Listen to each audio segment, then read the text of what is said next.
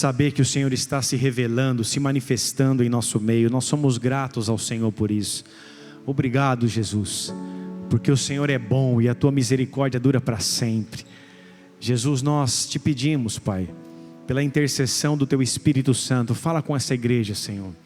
Ministra cada vida aqui que está nessa noite, hoje, com expectativa, Senhor, naquilo que o Senhor tem para fazer na vida de cada um deles, ó Pai, porque somente a tua palavra pode mudar cenários, somente a tua presença pode mudar cenários, e nós estamos aqui diante da sua palavra, diante da sua presença, te pedindo, se revela a nós, ó Pai, se revela a nós, se revela a tua igreja, se revela ao teu povo, fala conosco, e ministra, Senhor, as nossas vidas, da forma como o Senhor deseja. Assim eu oro, Pai, te pedindo que o Senhor venha usar a minha vida, porque eu estou totalmente dependente do teu Espírito, Pai. Não posso, não tenho nada a oferecer à sua igreja, mas o Senhor pode e tem muito a nos dar. O Senhor já nos deu o Cristo Jesus, o Senhor nos dá o Espírito Santo, e o Senhor nos dá o alimento da sua palavra, e assim nós estamos aqui, Pai, com fome, com sede da sua palavra. Por isso fala conosco, em nome de Jesus. Amém. Se você crê, diga amém. Abra comigo a sua Bíblia no livro de Êxodo, capítulo de número 16. Eu vou ler a partir do verso 14 na versão NVT. Êxodo 16, verso 14. Nós vamos ler até o verso de número 27. A palavra do Senhor diz assim: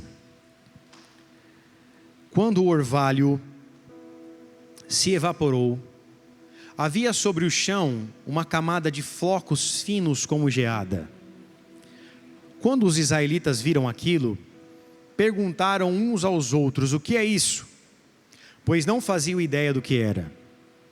Moisés lhe disse: este é o alimento que o Senhor lhes deu para comer. E estas são as instruções do Senhor. Cada família deve recolher a quantidade necessária, 2 litros para cada pessoa de sua tenda. Os israelitas seguiram as instruções. Alguns recolheram mais, outros menos. Contudo, quando mediram, cada um tinha o suficiente. Não sobrou alimento para os que recolheram mais, nem faltou para os que recolheram menos. Cada família recolheu exatamente a quantidade necessária. Moisés lhe disse: não guardem coisa alguma para o dia seguinte. Alguns deles, porém, não deram ouvidos e guardaram um pouco de alimento até a manhã seguinte. A essa altura, a comida estava cheia de vermes e cheirava muito mal. Moisés ficou furioso com eles. Depois disso, as famílias passaram a recolher a cada manhã a quantidade necessária de alimento. E quando o sol esquentava, os flocos que não tinham sido recolhidos derretiam e desapareciam. No 6º dia, recolheram o dobro do habitual, ou seja, 4 litros para cada pessoa. Então todos os líderes da comunidade se dirigiram a Moisés e o informaram a esse respeito. Moisés lhe disse: foi o que o Senhor ordenou. Amanhã será um dia de descanso. O sábado consagrarão ao Senhor. Portanto, assem ou cozinhem hoje a quantidade que desejarem e guardem o restante para amanhã. Eles separaram uma porção para o dia seguinte, como Moisés havia ordenado. Pela manhã, a comida restante não tinha mau cheiro e nem vermes. Moisés disse: comam o alimento hoje, pois é o sábado do Senhor. Hoje não haverá alimento no chão para recolher. Durante 6 dias vocês poderão recolher alimento, mas o 7º dia é o sábado, quando não haverá alimento algum no chão. Ainda assim, algumas pessoas saíram para recolhê-lo no 7º dia, mas não o encontraram até aí. Queridos, esse é o momento muito especial onde Deus manifesta a sua provisão sobre o povo que havia saído do Egito. Nós sabemos que o povo ficou no Egito por 430 anos, escravos ali na mão de Faraó. Depois das 10 pragas, depois ali de Deus usar Moisés e Arão, e com mão forte Deus retira o povo do cativeiro do Egito. O povo estava rumo à terra prometida, mas devido às suas murmurações, desobediências, o povo permanece andando em círculos no deserto durante 40 anos. E nesse período onde eles estavam andando em círculos no deserto por 40 anos, Deus proveu todas as coisas necessárias para eles. Não faltou a coluna de fogo à noite, a nuvem de dia, porque no deserto faz muito calor de dia e muito frio à noite. A coluna de fogo os aquecia, a nuvem durante o dia os protegia do sol. Não se desgastaram as suas roupas, Deus conservou as suas sandálias e as suas roupas.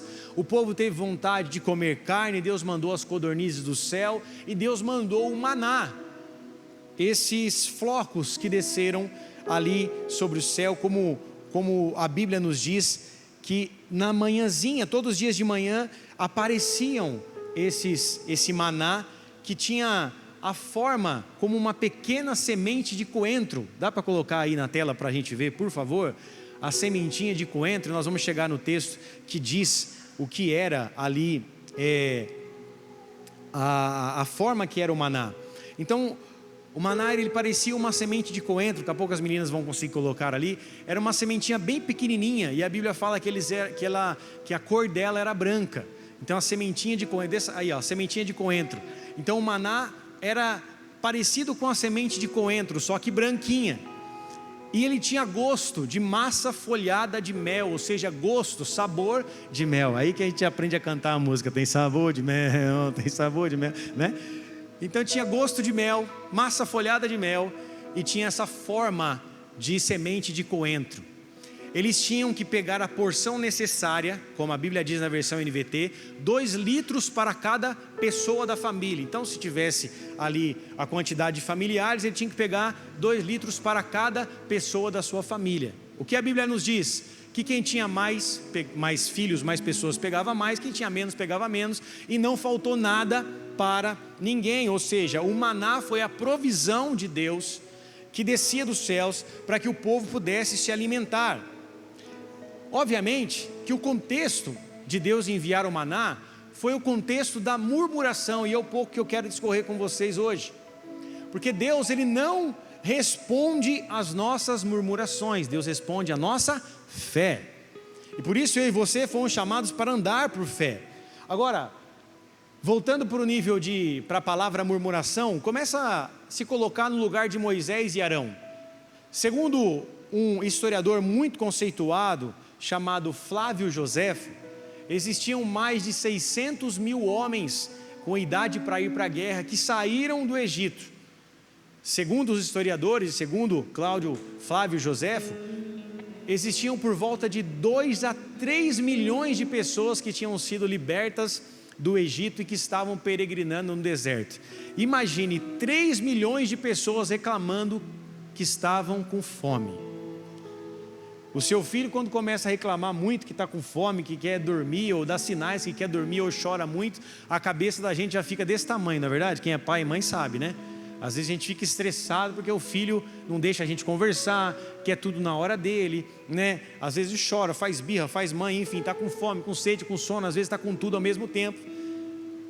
E às vezes a gente tem 1, 2 filhos, já é difícil. Imagine Moisés tendo que administrar 3 milhões de pessoas reclamando e dizendo: estamos com fome, você nos tirou do Egito para morrer aqui, você nos tirou do Egito para morrer aqui de fome, Moisés.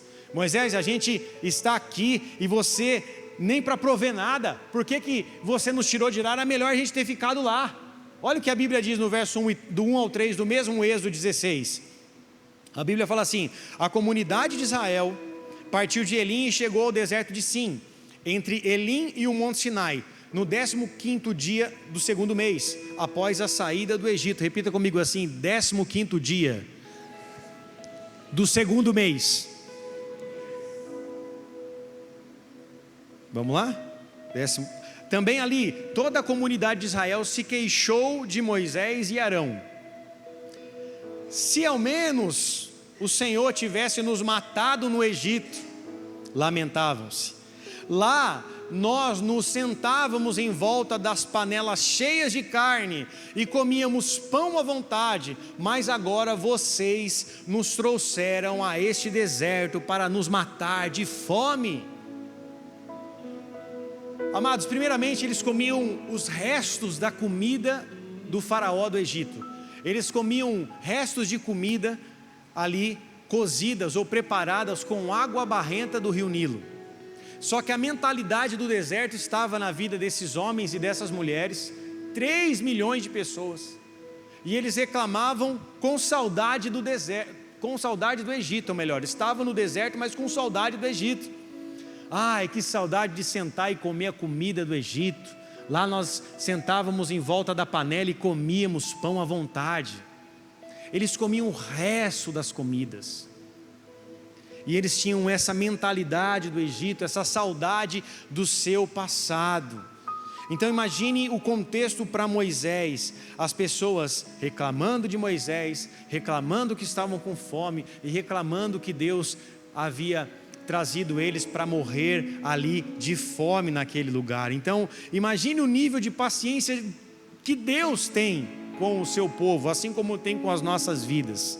Imagine também o nível de paciência que Moisés e Arão também tiveram para levar essas causas até a Deus, e Deus, em sua infinita misericórdia e graça, proveu o maná necessário. E mesmo Deus provendo o necessário, que era para se pegar a porção devida, os 2 litros para cada pessoa da família diariamente, o que o povo fazia?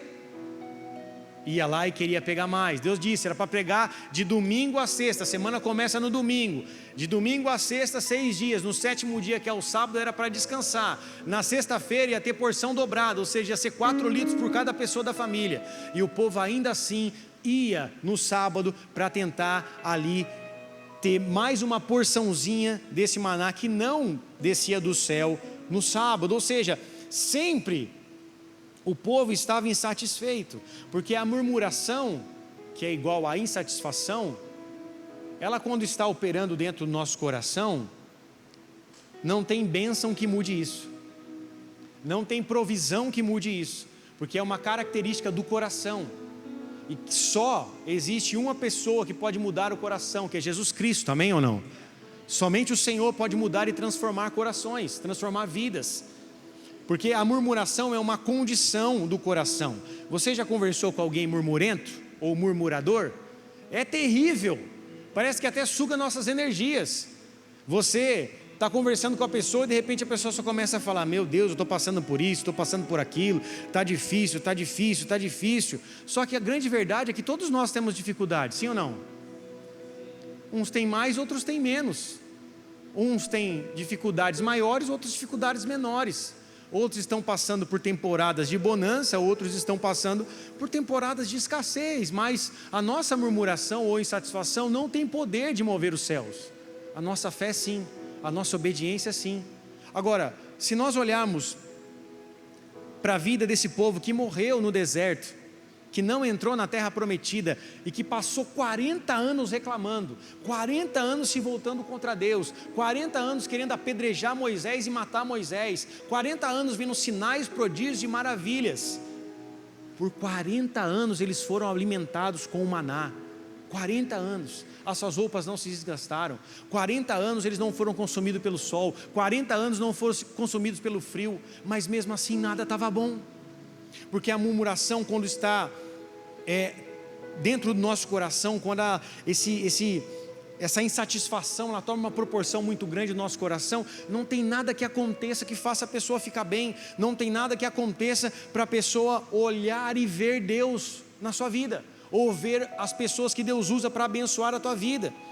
Aí a pessoa pode dizer: ah, pastor, mas você não sabe o que eu estou passando. Tem guerras que nós podemos, e você pode estar passando aqui, como problema financeiro, você pode estar passando ou já passou.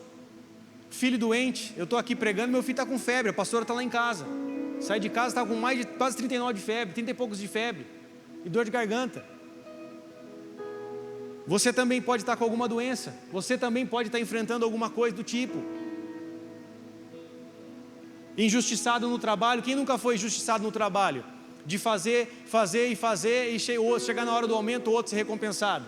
Chegar na hora da promoção, o outro ir no seu lugar. Quem nunca foi injustiçado no trabalho? Quem nunca passou por algum problema de saúde na vida? Quem nunca passou por algum problema emocional na vida?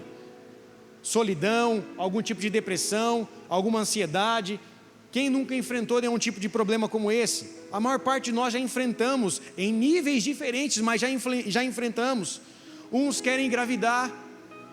Tem pessoas que querem engravidar e não estão conseguindo, estão nessa luta, lutando nas regiões celestiais, crendo que Deus vai fazer um milagre. Outras pessoas precisam de uma provisão, um milagre de Deus na sua vida. Uns estão passando por problema familiar, dentro de casa, o pai que brigou com a mãe, ou é o contexto dentro de casa complicado. Outros perderam entes queridos. Outro está com um problema no carro. Semana agora, terça-feira, a pastora bateu o carro. Eu estou em 2 dessa lista aqui já. Indo levar as crianças para a escola, ela foi fazer um contorno, não viu, bum, bateu na traseira do carro, me liga chorando. Eu bati o carro, falei, está bem, aconteceu uma coisa? Não aconteceu nada. Falei, depois a gente corre atrás. Bateu, quebrou a lateral do carro, depois a gente corre atrás. Fazer o quê? Bateu, vou fazer o quê? Vai chorar? Não adianta, tem que correr atrás, tem que trabalhar mais, vou fazer mais hora extra, vou me virar, mas vou pagar e vou arrumar e está tudo bem, está andando, está tudo certo. Agora nós temos a tendência de fazer o quê? De achar que os nossos problemas são os maiores da humanidade. Irmão, não é só você que passa por problema, todos nós passamos. Não é só você que tem dificuldade, todos nós temos. Agora nós temos a capacidade de potencializar os nossos problemas de uma tal forma que, meu Deus, só eu estou com meu filho com febre, meu Deus, só eu bati o carro. Não, todo mundo passa por isso. A Fabi enfrenta o problema no ombro, a dona Silvia enfrentou o câncer, a Aline teve o joelho operado. Todo mundo passa por algum tipo de dificuldade. A Lu teve que enfrentar a depressão. Nós passamos por problemas difíceis. Isso faz parte da vida, igreja. Faz parte da vida, infelizmente, faz parte da vida. Nós estamos em um mundo onde nós não podemos esperar nada dele, e essas dificuldades virão sobre as nossas vidas. Eu, por exemplo, tenho uma doença incurável, segundo os médicos. Eu tenho uma doença no meu sistema nervoso central que se chama psoríase. Depois você pesquisa na internet. Tenho marcas aqui no meu cotovelo, às vezes me dá na perna. Apareceu a primeira marca quando eu tinha 15 anos de idade, que são essas manchas aqui, ó. Passo pomada, trato, tomo sol, mas segundo os médicos é incurável. Se eu tivesse nascido na antiga aliança com psoríase, sabe onde eu estaria? No arraial dos leprosos. Porque quem tinha vitiligo, psoríase na antiga aliança ficava fora do arraial, não podia estar no meio do povo. Mas pela graça de Jesus Cristo nós temos o sangue do Cordeiro, amém ou não? E hoje eu posso entrar no Santo dos Santos assim como você, amém ou não? São milhões de pessoas que têm essa doença que eu tenho, é incurável. O que eu faço? Tomo sol, eu trato. Tem pessoas que até são afastadas pelo INSS, tem até recurso, porque às vezes em crise de psoríase o seu corpo se torna todo, ficam com escamas do pé à cabeça. Agora, eu vou olhar para todas essas condições. Eu já estou em 3 dessa lista aqui, né? Carro quebrado, negócio da saúde, sem falar da minha coluna velha, que vocês já estão cansados de saber, né? Fraturada a 6 e a 7 aqui, que você já sabe, né? No acidente de carro em 2011. Ou seja, amados, todos nós temos BO para resolver, todos nós temos situações difíceis. Um está desempregado, aí ele perdeu o emprego esses dias atrás. Todos nós estamos passando por dificuldade. Dona Maria já enfrentou o câncer, já operou os 2 joelhos.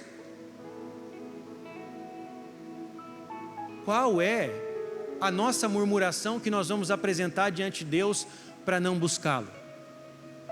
Qual é as desculpas que nós daremos para Deus para não viver a sua vontade ou para não permanecer?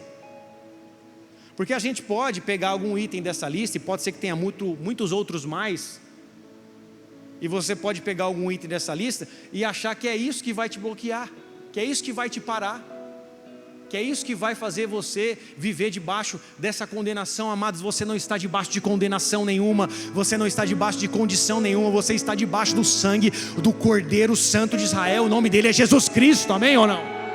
Você está debaixo do sangue do Cordeiro, e essa vida é passageira, é temporária. Passaremos por lutas, passaremos por adversidades, passaremos por dias difíceis, mas nós precisamos entender que a murmuração não vai mudar cenários das nossas vidas. A murmuração não vai trazer existência àquilo que não existe. Por isso que nós precisamos crer de todo o nosso coração que o Senhor é Deus para trazer existência àquilo que não existe sobre as nossas vidas. E mesmo que passarmos por dias difíceis, a promessa é que o Espírito de Deus estaria conosco até a consumação dos séculos, amém ou não? Ele nos deu o Espírito Santo, e o Espírito Santo está conosco. O Espírito Santo está intercedendo ao nosso favor, Ele é o nosso ajudador, Ele é nosso amigo fiel. E nós precisamos saber, igreja, que se for apenas para nós apresentarmos as nossas queixas ao Senhor, talvez nós vamos mais contaminar as pessoas do que sermos alguém que vai contagiar as pessoas. Qual a diferença da contaminação para o contágio? A contaminação é quando você é contaminado com algo que você toca, um objeto, um ambiente ou um alimento. Isso é contaminação. E qual que é o contágio? O contágio é a transmissão direta de pessoa para pessoa. Contaminação é quando você tem o contato com algum objeto, ambiente ou alimento, e o contágio é a transmissão direta entre pessoas, seres vivos. O que a murmuração faz? Ela contamina, ela não contagia, ela contamina ambientes, ela contamina pessoas. Agora, quando você está na presença de Deus, quando você está vivendo para Deus, você começa a contagiar as pessoas com aquilo que você carrega do Espírito Santo, porque a gente não tem nada para oferecer para ninguém não. Não acho que você é bonito, que tem o cabelo penteado para cima, igual eu estou deixando o meu aqui, igual a Natália falou que está bonito, a pastora falou que está bonito também. Eu inventei de deixar o cabelo crescer, só que não pode tirar o gel, porque se tirar o gel parece um brócolis assim para cima, né? Você não tem nada para oferecer para ninguém, e eu também não tenho. O que nós temos para oferecer para as pessoas é aquilo que o Espírito de Deus nos dá. E o Espírito de Deus nos dá os seus frutos. Deus nos deu a sua alegria, a sua longanimidade, o seu domínio próprio, o seu amor. Então aquilo que Deus nos dá, nós podemos de graça também dar, porque de graça recebemos, de graça nós podemos dar, amém ou não? Só que por mim mesmo não tenho nada de bom, assim como você. A gente pode estar arrumadinho, bonitinho, cabelo com gel para cima, mas em nós não há bem algum. Por isso nós precisamos contagiar as pessoas com aquilo que nós somos em Deus, com a presença de Deus em nossas vidas, com a presença que nós carregamos da parte de Deus sobre as nossas vidas. Porque se nós formos olhar apenas para as nossas dificuldades, nós vamos contaminar as pessoas com as nossas dificuldades, nós vamos contaminar ambientes com as nossas dificuldades, e vamos ter um olhar talvez que vai muito além de contaminar, vai prejudicar o ambiente, vai prejudicar as pessoas ao nosso redor. A murmuração, ela tem poder para transformar ambientes negativamente. Quem aqui já conheceu um murmurador? Talvez seja você, está levantando a mão, mas você também pode ser um murmurador, tem dia, né? E tem dia que a gente acorda para encher o saco de Deus, né? A gente acorda com o pé esquerdo e pisa em cima do direito com o pé esquerdo. Me confundi tudo aqui. Você entendeu? Você acorda com o pé esquerdo 2 vezes. Igual o jogador entra para entrar no campo, entra dando 3 pulinhos com o pé direito, como se parecendo um saci, né? Quem vê pensa que dá para resolver alguma coisa, andar, dar 3 pulinhos, né? Entrar, pular 7 ondinhas, né? Você fazia isso? Cadê? Você fazia isso? Pulava 7 ondas? Cadê você, crer? Levanta a mão, tá sem coragem? Lá as meninas da comunicação tudo pulava, né? Onda, olha só, olha como a graça. Agora você não precisa pular onda mais, você pula para Jesus na presença dele, amém ou não? Olha só, Deus é bom. E a gente, às vezes, acorda ruim, né? Acorda com dificuldade, acorda aquele dia que você dorme mal, parece que todo o ambiente já fica nebuloso, né? Você está com dor de cabeça, o dia está mal, o café derrama, chega no trabalho, o cara já solta uma piadinha, seu time perde, um monte de coisa. Aí de repente você faz o quê? Você está travado, dor nas costas, dor no ombro, travado. E aí de repente você, ao invés de contagiar as pessoas, está contaminando, porque a murmuração já começou desde cedo. Você começa sempre, olha isso, não está dando certo aquilo, a minha vida está assim. Só que às vezes é só um dia mal. E o dia mal vem para todo mundo. O pneu fura, o carro bate, a doença vem, a febre vem, a dor de garganta, a tosse, o resfriado. Todo mundo passa por isso. Nem se você criar o seu filho numa bolha não vai dar certo. Mesmo você colocar ele num cristal, ai meu Deus, meu filho nunca vai pegar como é que é aquele negócio que dava as bolinhas que nós pegava quando era catapora? Quem já pegou catapora aí? Hoje não tem mais, né? Você morreu de pegar catapora? Não, você está aí, né? Quem tomava água de mangueira, jogando bola na rua, tomava água na mangueira, né? Hoje a água tem que ser filtrada para os nossos filhos, né? O pH da água tem que ser de sei quantos %, né? Tudo bem que está assim. Meus filhos também tomam água filtrada só. Outro dia eu fui dar água da rua para o meu filho. A pastora, meu Deus, vai dar água da rua. Nossa, parecia que eu estava dando veneno de rato para a criança. Jesus amado, né? Porque olha como a gente está, né? Desse jeito, meu Deus, vai tomar água da rua, meu Deus, eu tomei a vida inteira água da rua. Quem tomava aqui suco aí, né? Está com os pulmões tudo manchado, mas está vivo, amém ou não? Olha aí. Só que, se nós ficarmos, mesmo se a gente tentar blindar nossos filhos do dia mal, da dificuldade, eles também vão passar, assim como nós vamos também passar. E a gente precisa entender que é só um dia às vezes, é só um dia difícil. Cara, hoje tive um dia difícil. Vou dormir 7 horas da noite, 8 horas da noite. Vou dormir, em paz me deito, logo pego no sono, que só o Senhor me faz acordar em segurança. No outro dia eu vou acordar melhor. O choro dura uma noite, mas a alegria vem pela manhã. Só que não, a gente quer arrastar o problema de ontem para hoje. A gente pega o defunto lá, que está lá no outro, do dia anterior, e joga nas costas e quer continuar carregando ele a vida inteira, a semana inteira, briga com a esposa, ao invés de ela se resolver no mesmo dia e namorar no mesmo dia, ou no outro no máximo, não, fica carregando o problema. Uma semana sem falar, 2 semanas sem falar, 3 semanas sem falar, 1 semana sem namorar, olha a brecha que você está dando para Satanás. O que Paulo disse? Que a gente não deve deixar a ira se pôr ao pôr do sol. Resolve no mesmo dia. Não deu para resolver no mesmo dia, não estava tão ungido assim para resolver no mesmo dia. Resolve no outro pelo menos. Acorda, faz as pazes, pede perdão, seja humilde, troca ideia, chama para conversar. A vida é assim. Agora não, ficamos carregando os problemas do passado, do dia de ontem para o hoje. Às vezes foi só um dia mau e você precisa entender que dias maus virão sobre as nossas vidas. Quem está aí, diga amém. Os dias maus virão. Olha para uma pessoa bonita que está do seu lado e fala assim: o dia mau vai vir. Fala para ela, não adianta você tentar esquivar não. Fala, não adianta você dar uma cocorinha não. Fala para ela. Ela vai vir, o dia mau vai vir, não adianta. Sabe o que é a cocorinha? É um golpe de capoeira de defesa. O dia mal vai vir. Aproveita que eu não sou tão divertido sempre assim, amém ou não? Semana passada você estava aqui, você lembra, né? Então, vamos lá.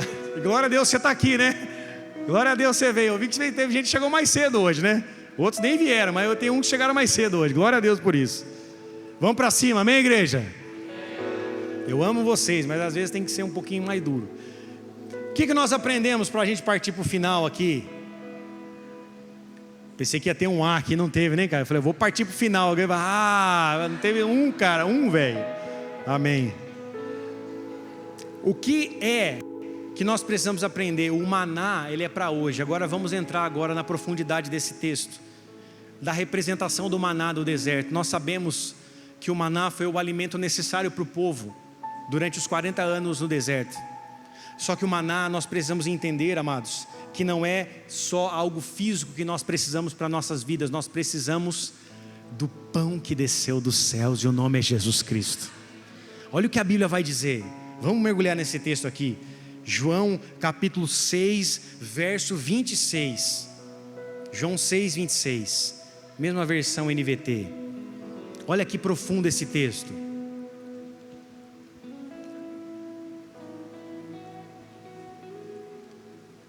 Jesus respondeu: eu lhes digo a verdade, vocês querem estar comigo, não porque entenderam os sinais, mas porque lhes dei alimento. Não se preocupem tanto com as coisas que se estragam, como a comida, mas usem suas energias buscando o alimento que permanece para a vida eterna, o qual o Filho do Homem pode lhes dar. Pois Deus, o Pai, colocou em mim seu selo de aprovação. Nós também queremos realizar as obras de Deus, disseram eles. O que devemos fazer? Jesus lhes disse: esta é a única obra que Deus quer de vocês. Creiam naquele que Ele enviou. E eles responderam: se deseja que creiamos no Senhor, mostre-nos um sinal. O que o Senhor pode fazer? Afinal, nossos antepassados comeram maná do deserto. As Escrituras dizem: Moisés lhes deu de comer pão do céu. Jesus lhe disse: eu lhes digo a verdade, não foi Moisés quem lhes deu o pão do céu, é meu Pai quem dá o verdadeiro pão do céu a vocês. O verdadeiro pão de Deus é aquele que desce do céu e dá vida ao mundo. Senhor, dê-nos desse pão todos os dias, disseram eles. Jesus respondeu: eu sou o pão da vida. Quem vem a mim nunca mais terá fome. Quem crê em mim nunca mais terá sede. Mas vocês não creram em mim, embora tenha me visto. Contudo, aqueles que o Pai me dá virão a mim, e eu jamais os rejeitarei. Pois desci do céu para fazer a vontade daquele que me enviou, e não a minha própria vontade. E esta é a vontade de Deus, que eu não perca um sequer de todos o que Ele me deu, mas que ressuscite todos no último dia. Pois a vontade de meu Pai é que todo aquele que olhar para o Filho e nele crer tenha a vida eterna, e eu o ressuscitarei no último dia. Então os judeus começaram a criticá-lo, pois ele havia afirmado: eu sou o pão que desceu do céu. Diziam: este não é filho de José? Conhecemos seu pai e sua mãe. Como ele pode dizer: desci do céu? Até aí. Amados, aqui Jesus havia acabado de fazer o milagre da multiplicação dos pães e dos peixes. 5 pães e 2 peixinhos alimentaram mais de 5.000 pessoas. As pessoas que foram alimentadas por esse milagre poderoso de Jesus foram atrás deles. E ao ir atrás deles, Jesus entendeu qual era a intenção do coração desses homens. E qual era a intenção desse povo, dessa multidão? Não era os sinais, não era que Deus tinha feito um milagre da multiplicação. Eles foram atrás de Jesus porque eles tinham fome, eles queriam pão. Isso mostra o quê? Que eles foram atrás de Jesus apenas por aquilo que Jesus podia fazer, e não por quem Jesus era. E ir atrás de Jesus apenas por aquilo que Ele pode fazer, e não por quem Ele é, se chama egoísmo. É quando eu olho para as minhas necessidades, aí então eu lembro e penso: eu tenho um Deus que pode me ajudar. Agora, quando eu busco a Deus por quem Ele é, eu não estou buscando os seus sinais, eu não estou buscando as suas maravilhas, as suas obras, eu estou buscando a sua presença. Por isso que Jesus disse nesse texto: quem deu o pão para vocês não foi Moisés, porque o pão que desce dos céus foi Deus que deu, e eu sou o pão que desce dos céus. Eu sou o pão da vida, Jesus afirma. Aquele que come deste pão não tem sede, aquele que toma de mim jamais, não tem fome, aquele que toma de mim jamais será sede. Jesus, ele disse: aquele que crer em mim não vai mais ter isso, porque a vida não é só do pão. E o mesmo Jesus foi tentado com o quê? Com o pão. Quando ele chega levado pelo tentador, por Satanás, o que acontece? Satanás fala: se você se dobrar a mim, ou melhor, se você é filho de Deus, transforma essa pedra em pão. Jesus fala: nem só de pão viverá o homem, mas sim de toda a palavra que sai da boca de Deus. porque não é só o pão, ou seja, não são só os sinais, não são os prodígios, as maravilhas. Deus já fez muita coisa nas nossas vidas esse ano, amém ou não? E Ele vai continuar fazendo, mas não é só pelos sinais que nós o amamos. A minha cura da minha coluna não veio até hoje, a minha cura da psoríase também não veio até hoje.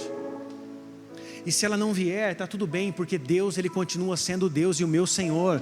E é isso que você precisa entender, que mesmo que não venha a resposta para a tua vida, no dia que você tanto precisa da resposta, Ele continua sendo suficiente, porque a presença dEle te basta, a graça te basta, e o seu poder se aperfeiçoa na sua fraqueza. A presença te basta, você precisa do pão que desceu do céu. Pode aplaudir a Ele, porque é para Ele. Aleluia!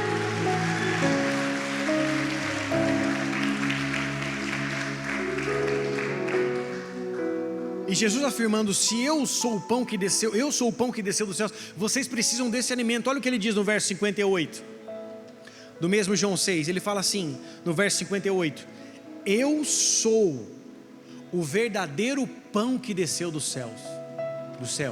Seus antepassados comeram o maná e morreram.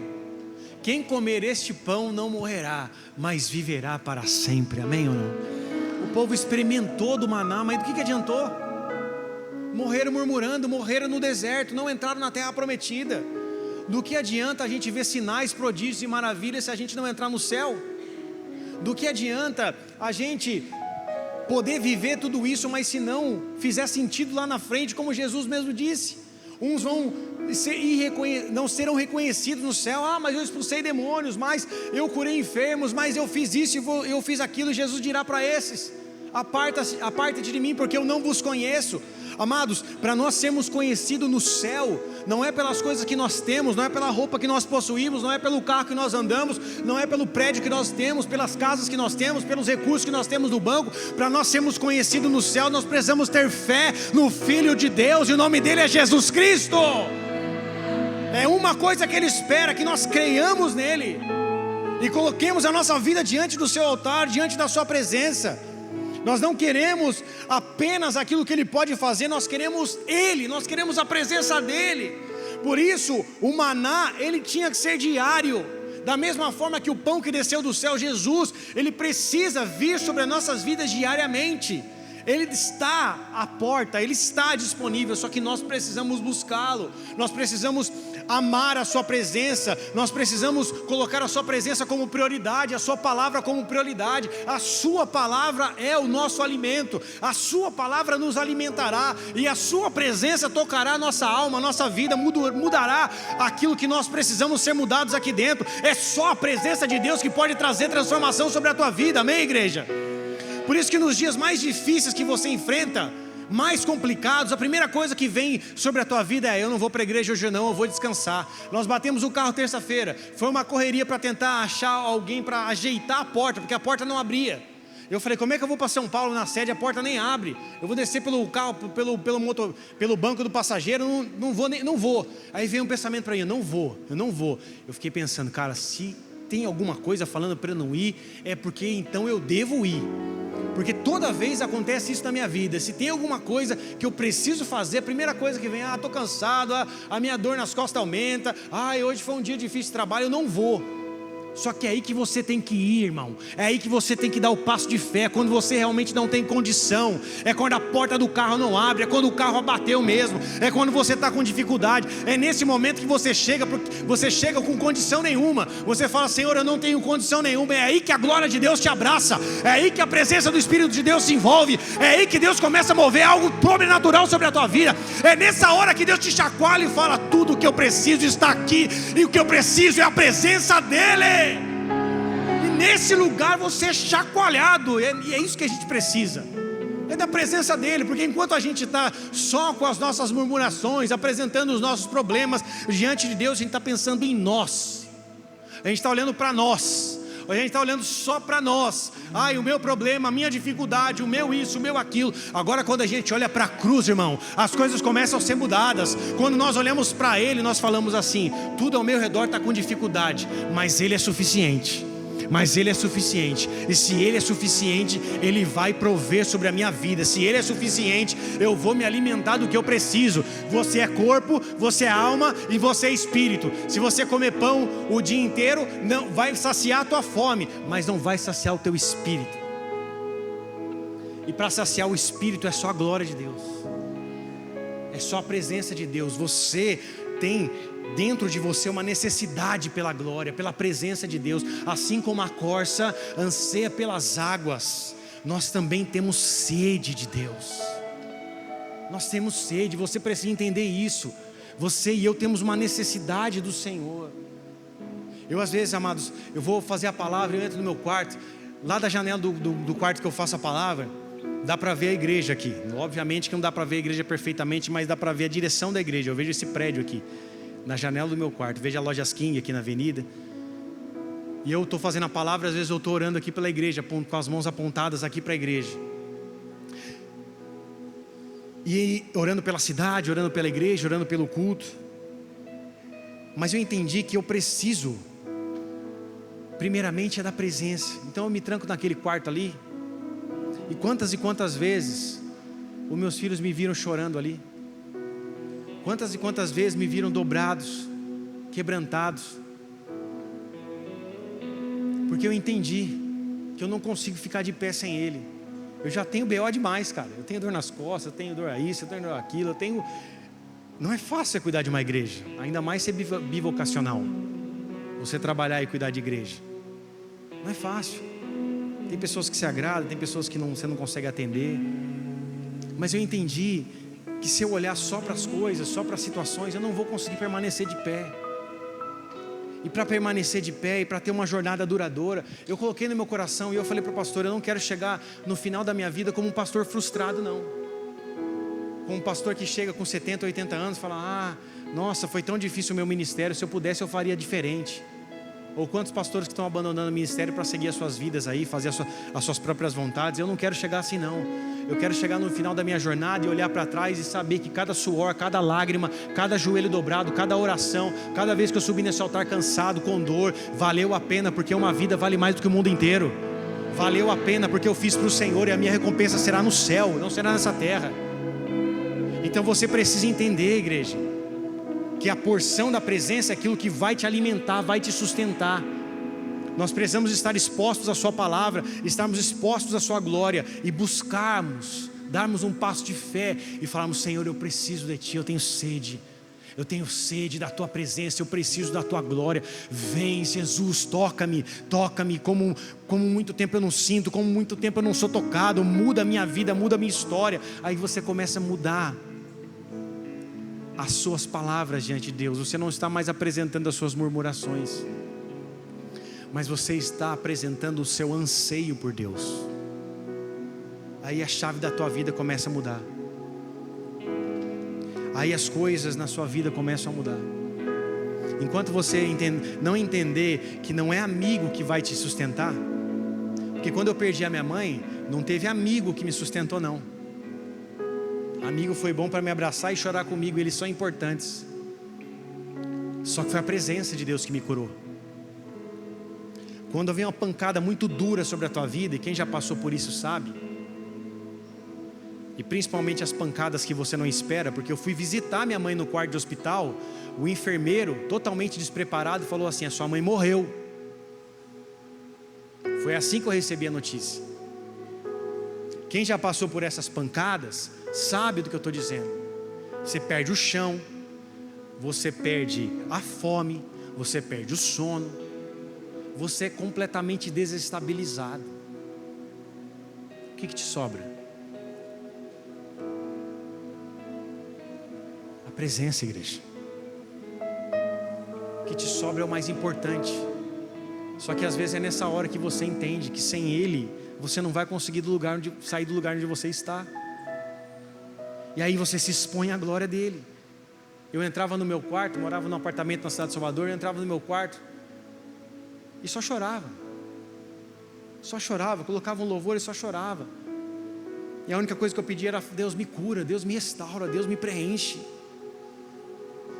E Deus, Ele entende isso, Ele sabe das nossas dores, Ele sabe das nossas fraquezas, Ele sabe da nossa humanidade, das nossas necessidades. Agora, quando nós apresentamos diante dEle que precisamos da sua glória, que precisamos da sua presença, Deus, eu estou tão morno, você tem que reconhecer isso. Deus, eu estou tão frio, eu estou tão chato, tudo eu vejo defeito, tudo eu reclamo, tudo eu acho que é trambique, tudo eu acho que é isso, tudo eu acho que é aquilo. Não estendo a mão mais para ninguém, não ajudo mais ninguém. Você precisa reconhecer a tua condição. Deus não vai fazer algo sobrenatural na sua vida se você não reconhecer a sua condição. E você precisa apresentar: Jesus, eu não tenho nada, eu estou estourado, estou quebrado, estou arrebentado, estou crítico, estou uma sátira no meu coração, estou azedo, tudo que é falado eu discordo, eu não consigo mais confiar em ninguém, eu estou traumatizado com as minhas amizades, eu estou triste com as coisas que eu passei, eu estou triste com o Senhor. Deus, como é que o Senhor me deixou passar por isso? Fala para Ele. Às vezes a gente se sente injustiçado, não por aquilo que as pessoas fizeram por nós, a gente se sente injustiçado por aquilo que Deus fez nas nossas vidas, e aí a gente fica carregando isso. Só que sabe qual que é o sinal de quando a gente vai carregando essas dores no nosso coração? A gente vai definhando, o seu semblante muda, até dores sobre o teu corpo vem, você vai definhando, porque você está numa luta com Deus. Você entrou numa caverna e está lutando com Deus dentro da caverna. Só que Deus, quando tirou Elias da caverna, quando Deus fez um milagre para Elias continuar a jornada, Deus primeiro falou para Elias: sai da caverna, sai da caverna. E esse primeiro passo de sair da caverna é você dizer: Senhor, eu preciso, eu estou dando o passo de pé, mas a minha perna não aguenta, mas eu estou dando o passo de fé. Mas está sangrando, mas eu estou dando o passo de fé. Mas minha coluna ainda dói, mas eu estou dando o passo de fé. Você vai diante dele, mesmo que você esteja cansado, atribulado, prensado como um azeite, ou uma azeitona que se torna azeite. Você está prensado, mas você tirou o seu orgulho, você tirou o seu eu, você tirou sua autossuficiência, você tirou a fotinha no Instagram dizendo que está tudo bem. Você está apresentando para Ele dizendo: eu preciso do Senhor, eu preciso do Senhor. E você se lança aos pés dele, e aí que ele começa a fazer algo sobrenatural sobre a tua vida. Mas eu fiz isso uma vez e não deu nada. Faz de novo. Elias orou 7 vezes para a chuva descer do céu. Se dobra de novo, se curva de novo, chora de novo, prostra de novo. Em algum momento você mexerá com o céu, e em algum momento a glória de Deus virá sobre você. Feche seus olhos, curva a sua cabeça.